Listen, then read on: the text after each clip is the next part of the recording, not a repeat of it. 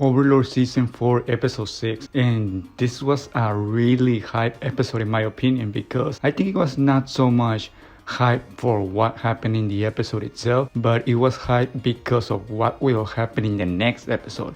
I mean, this episode is probably one of the most hyped up episodes that the whole anime of Overlord has given us, because so many things that happened in this episode was basically building up for what was about to come in the next episode, or what is about to come in the next episode. So yeah, I mean, in that sense, I think this episode has been one of the most hyped ones. Of course, the next one and the couple of next ones are going to be that same way too. But yeah, I mean, this whole episode is basically just negotiations between Ainz and the dwarves to harvest the power of the runes for his own kingdom, for the sorcerer kingdom. And actually the negotiations go really smooth, if we're being honest. It helps, of course, that he's saving the kingdom, or their kingdom, from not getting attacked or overrun by the Quagoa. So yeah, that helps too. But yeah, I mean, the negotiations went really good. So now apparently, well, one of the reasons why the negotiations went really good is because Ainz offered to save their capital from getting invaded, or not so much invaded, but taking back their capital from, the Quagoa. I think the Quagoa are actually taking their capital hostage, or maybe it's not so much that it is hostage or taking over, but it is the way to get there that is actually difficult. It's probably both of those things.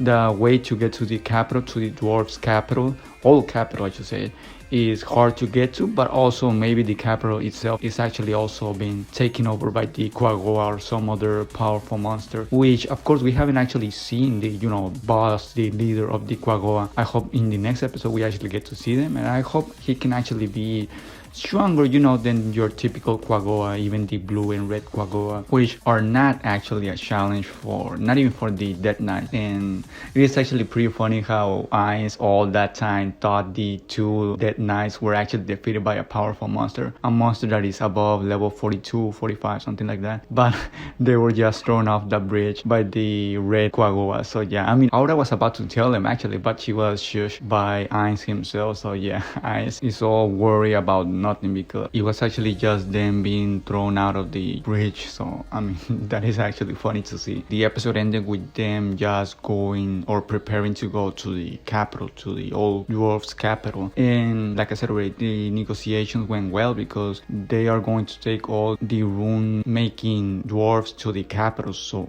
that is going to be something that we're going to see in future episodes in the sorcerer kingdoms. And apparently it was explained by Ainz himself that the weapon that he showed to everybody was made with 20 runes. And apparently at this moment in time, the dwarves can only, make a weapon up to 6 runes. That was 200 years ago with the dwarf king. His weapon, hammer I think it was, had only 6 runes, and that is the maximum they can build a weapon out of. So I don't know if they can actually discover the other way or the other method to make a weapon have more runes than the actual limit that they have now. Let's see if they can actually discover that way. I think they will actually discover it, but yeah, that is something that we all shall see in the future episodes too. It was actually a pretty interesting story from Ainz himself, that the weapon that he had was made from a friend that he had. I don't know if that story is actually true or not. I think it is true. He has no reason to lie, to be honest.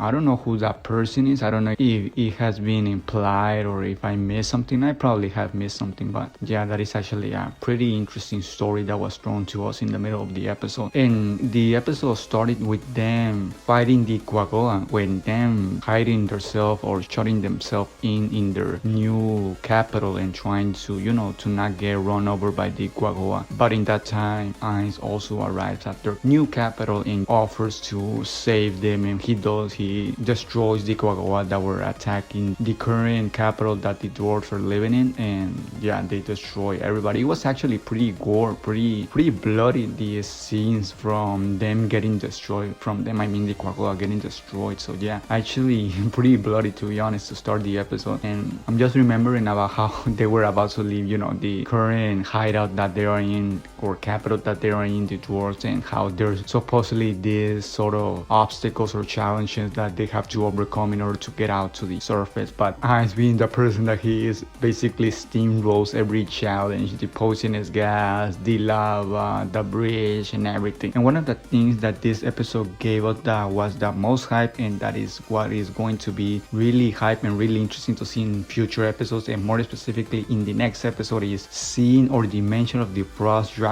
Because we know that in the world of Overlord, in the anime of Overlord, one of the strongest characters, opponents you can have in, like I said already, in the whole anime is the dragon. The dragon is one of the most strongest creatures there is. So having Ainz potentially fight or having an encounter with the frost dragon, or a couple of frost dragons even, will be actually really interesting. And that is why this episode was really hyped, because I think that will actually make a lot of people, look forward for the next episode. And just like myself, I'm already waiting impatiently, anxiously for the next episode, because we may for the first time see a potential enemy for Ainz for the first time, because until this point there haven't been any real challenges to Ainz, except for the one that brainwashed Shoutir in the first season. So yeah, besides that, there hasn't been any real challenge. So yeah, let's see if we can actually see the frost dragons in the future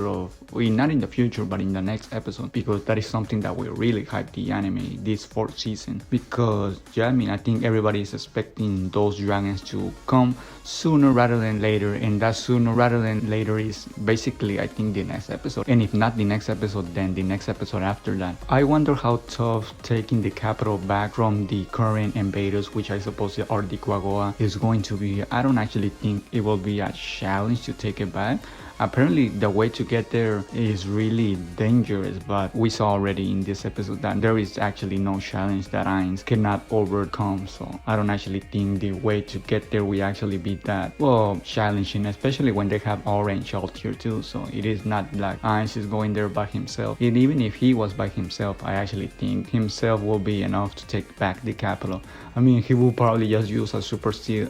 Well, I was going to say he will probably use a super tier spell and, get the capital back, but that will probably destroy the whole capital. But yeah, himself will be enough. But when you have Chao, Tier, Aura, and maybe a couple of Dead Knights, yeah, there is no scenario, or maybe there is, that he will not be able to take the capital back. And I think the question should be, let's see how fast he can take the capital back. Will he do it only in one episode, in half an episode, or what? Because I guess everybody knows that he will be taking it back to the dwarves. But yeah, that is everything that happened in the episode. This episode was slow, but at the same time hype, because it gave us a lot of things to look forward in the next episode. So I don't know if I'm forgetting something important that happened in the episode, and if I am, forgive me. But yeah, there's simply too much to talk about, and I'll probably watch the episode a couple of more times after doing this review, like I always do, of course. Yeah, that will be everything for my part, and I guess I'll see you all in the next episode review.